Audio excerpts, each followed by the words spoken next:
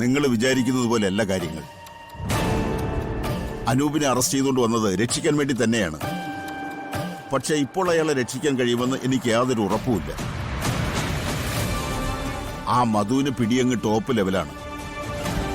എന്റെ കയ്യിൽ കാര്യങ്ങൾ നിൽക്കുമെന്ന് എനിക്കൊരു ഉറപ്പുമില്ല.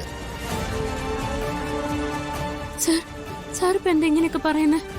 ഇന്നലെ സാർ ഇങ്ങനെയല്ലല്ലോ പറഞ്ഞത്. അനുപേടിനെ രക്ഷിക്കാന്നല്ലേ പറഞ്ഞത്?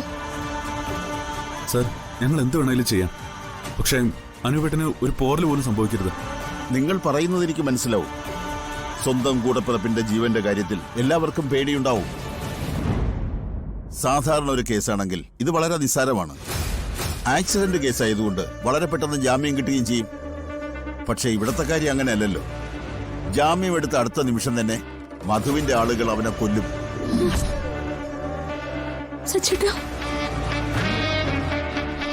പിന്നെ പോലീസ് സ്റ്റേഷനുള്ളിലെ ലോക്കപ്പ് പോലും ഇപ്പോൾ സുരക്ഷിതമല്ല.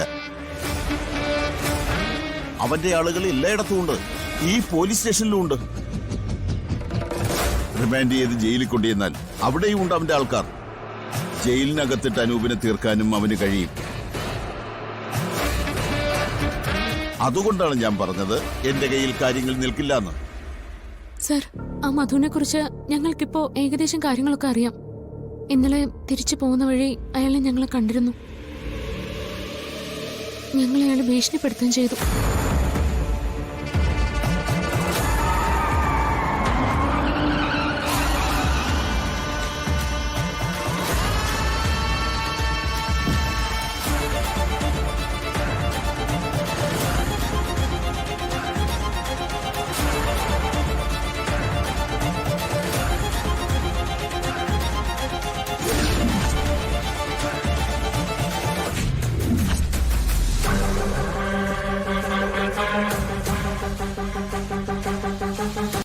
അനുപേട്ടനെ ജാമ്യത്തിലിറക്കി ഞാൻ അയാളുടെ മുമ്പിൽ കൊണ്ട് കൊടുക്കണമെന്നാ അയാളുടെ ഇപ്പോഴത്തെ ആവശ്യം.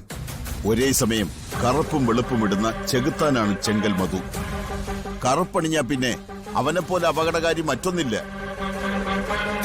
അവൻ എന്ത് ചെയ്യുമെന്ന് ആർക്കും പ്രവചിക്കാൻ പറ്റില്ല. ചിലപ്പോ നിങ്ങളുടെ വീട്ടിനകത്ത് കയറി വന്ന് അവൻ പ്രശ്നമുണ്ടാക്കിയത് വരും.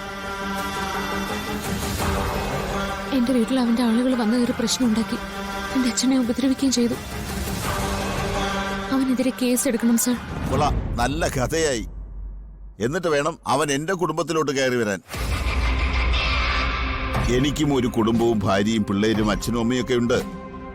വെറുതെ എന്തിനാ അവരുടെ സമാധാനം കളയുന്നത്?